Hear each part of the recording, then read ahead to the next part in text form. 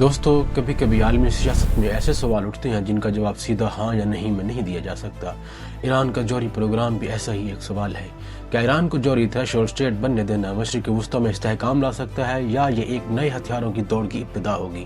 اور اس سب سے بڑھ کر، کیا امریکہ جو اب چین کے ساتھ ایک طویل المدتی عالمی مقابلے میں مصروف ہے، مشرق وسطیٰ میں مسلسل الجھا رہ کر اپنی اسٹریٹجک ترجیحات کو کھو رہا ہے؟ دوستو، یہ بحث صرف ایران کی نہیں ہے، یہ طاقت کے توازن، فلسطین کے مسئلے، امریکہ چین مقابلے اور پاکستان جیسے ممالک کے مستقبل کی بحث ہے۔ آئیے اس مسئلے کو جذبات سے ہٹ کر جیو پولیٹیکل حقیقت پسندی کے ساتھ سمجھتے ہیں۔ اگر ہم ایران کے جوہری پروگرام کو صرف آج کی خبروں کی روشنی میں دیکھیں تو تصویر بالکل ادھوری رہ جاتی ہے۔ یہ مسئلہ نہ تو اچانک پیدا ہوا اور نہ ہی صرف یہ موجودہ قیادت کی حکمت عملی کا نتیجہ ہے۔ اس کی جڑیں سرد جنگ کے دور، شاہ ایران کو عظیم بنانے کے عزائم، انقلاب کے بعد کے عدم تحفظ اور ایران عراق جنگ کے تلخ تجربات تک پھیلی ہوئی ہیں۔ اسی تاریخی تسلسل کو سمجھے بغیر ہم یہ فیصلہ نہیں کر سکتے کہ ایران کا جو تھریشولڈ اسٹیٹ بننا مشرق وسطیٰ میں استحکام لائے گا، یا یہ ایک نئی غیر یقینی کیفیت کو پیدا کرے گا۔ 1960 اور 70 کی دہائی میں جب محمد رضا شاہ پہلوی اس وقت ایران کے حکمران تھے، ایران خطے کی ایک ابھرتی ہوئی طاقت سمجھا جاتا تھا۔ شاہ کا ویژن بہت واضح تھا، وہ ایران کو نہ صرف معاشی بلکہ عسکری اور تکنیکی لحاظ سے بھی مشرق وسطیٰ کی ایک برتر قوت بنانا چاہتے تھے۔ امریکہ کے ایٹم فار پیس پروگرام کے تحت ایران کو سول نیوکلیر ٹیکنالوجی فراہم کی گئی۔ اسی دور میں مغرب اور ایران کے تعلقات قریبی تھے اور کسی کو یہ اندیشہ نہیں تھا کہ یہی پروگرام مستقبل میں عالمی سیاست کا تنازع بن جائے گا۔ بعض مغربی تجزیوں کے مطابق شاہ مکمل ہتھیار سازی کے راستے پر فوری طور پر نہیں تھے، مگر وہ ٹیکنالوجی کی صلاحیت کو ایک اسٹریٹجک آپشن کے طور پر محفوظ رکھنا چاہتے تھے۔ یوں ایران کا جوہری خواب دراصل یہ انقلاب ایران سے بہت پہلے کا ہے، بعد کا نہیں ہے۔ 1979 کے جو انقلاب ایران تھا، اس نے سیاسی نظام تو بدل دیا، مگر جو سیکیورٹی خدشات تھے وہ ختم نہیں ہوئے۔ انقلاب کے فوراً بعد ایران کو عالمی تنہائی اور علاقائی عدم استحکام کا سامنا کرنا پڑا۔ پھر 1980 میں ایران عراق جنگ دیکھی۔ 8 سال تک جاری رہنے والی اس جنگ میں ایران نے نہ صرف انسانی اور معاشی نقصان اٹھایا بلکہ کیمیائی حملوں کا سامنا بھی کیا۔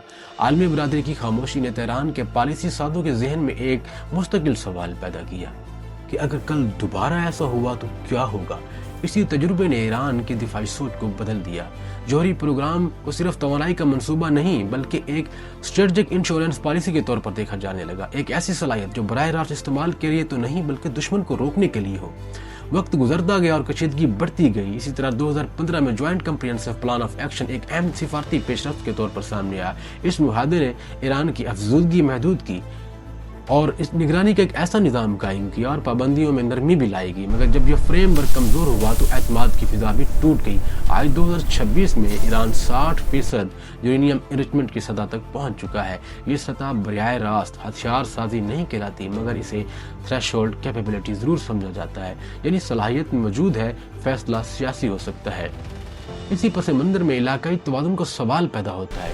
اسرائیل طویل عرصے سے نیوکلیر ایمبیگوٹی کی پالیسی پر قائم ہے اور نیوکلیر نان پرولیفریشن ٹریٹی کا حصہ نہیں ہے۔ اس غیر اعلانیہ برتری نے خطے میں طاقت کا جو ایک توازن الٹ کر رکھ دیا ہے، اور ایران کی پیش رفت کو کچھ تجزیہ کار اسی عدم توازن کے رد عمل کے طور پر دیکھتے ہیں۔ بین الاقوامی تعلقات کے نظریات میں کینتھ والڈ نے یہ استدلال پیش کیا تھا کہ بعض اوقات جوہری توازن جنگ کو روکتا ہے کیونکہ باہمی تباہی کا خوف ریاستوں کو محتاط بنا دیتا ہے۔ اسی طرح جان میر شیمر طاقت کی غیر متوازن تقسیم کو خطرناک سمجھتے ہیں۔ اسی زاویے سے دیکھا جائے تو سوال یہ بنتا ہے کہ کیا ایران کا تھریشولڈ اسٹیٹ اسرائیل کی برتری کو متوازن کر کے ایک خطے کے اندر نیا محتاط رویہ پیدا کرے گا؟ دوستوں، مگر تصویر کا ایک دوسرا رخ بھی ہے۔ سعودی عرب، ترکیہ اور خلیجی ریاستیں ایران کی ممکنہ جوہری صلاحیت کو براہ راست خطرہ سمجھتی ہیں۔ سعودی قیادت اشارہ دے چکی ہے کہ اگر ایران مکمل ہتھیار سازی کی طرف گیا تو وہ بھی اپنے किसी ऐसे ऑप्शन पर गौर जरूर करेंगे।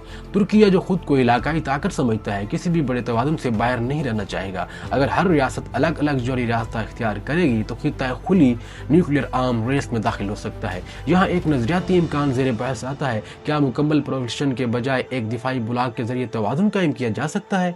पाकिस्तान पहले ही एक तस्लीम शुदा जौहरी ताकत है। अगर पाकिस्तान, सऊदी अरब और तुर्की के दरमियान दिफाई ताउन का एक मजबूत फ्रेमवर्क बने जिसमें सियासी यकीन दहानियाँ और स्ट्रेटजिक हम आहंगी भी शामिल हो, तो शायद अरब दुनिया को अलग से जौहरी प्रोग्राम शुरू करने की फौरी ज़रूरत महसूस न हो। ये किसी बराह रास्त ताइनाती या इश्तियाल अंगेज इकदाम की बात नहीं, बल्कि एक वसी तर डेटरेंस आर्किटेक्चर का तस्वुर है, जैसा कि बाद इत्तेहादों में देखा जा सकता है। इसी तरह ईरान की मुमकिन सलाहियत के मुकाबले एक मतवाजन मगर महदूद तवाज़ुन कायम हो सकता है और खित्ता मुकम्मल जौहरी तौर से बच सकता है। दोस्तों, इसी से जुड़ा फ़लस्तीन का मसला है, जो सिर्फ सरहदों का नहीं, ताकत के तवाज़ुन का भी मसला है। अगर इलाकाई सतह पर तवाज़ुन पैदा हो जाए तो शायद सिफारतकारी को नई जगह मिले और एक मुकम्मल जंग बंदी और अमन की सूरत देखने को मिल सकती है। अगर ईरान और इसराइल दोनों ताकत के लिहाज से एक सतह पर हों तो मुमकिन है कि ताकत के बजाय मुज़ाकरात को तरजीह दी जाए। लेकिन अगर पोलराइजेशन बढ़ती रही तो फ़लस्तीन मज़ीद प्रॉक्सी सियासत का मैदान बन सकता है। लिहाजा ये कहना सादा होगा, ईरान का जौहरी थ्रेशोल्ड खुद ब खुद फ़लस्तीन का हल ले आएगा। असल मसला सियासी इरादे और सिफारती हिकमत अमली का होता है। इस तमाम बहस को अमरीका और चीन के तनाज़ुर से बिल्कुल भी अलग नहीं किया जा सकता। दोस्तों, चीन का बेल्ट एंड रोड इनिशिएटिव मशरिक़ वुस्ता में मुआशी असर और रसूख बढ़ा रहा है। अमेरिका की तवज्जो इंडो पैसिफिक पर मरकूज है, मगर मशरिक़ वुस्ता के मुसलसल बहरान इसे बार बार इस खित्ते में खींच लाते हैं। अगर इलाकाई सतह पर कोई मैनेज्ड बैलेंस कायम हो जाए तो शायद दोनों बड़ी ताकतें अपने असल स्ट्रेटजिक मुकाबले पर बेहतर तवज्जो दे सके।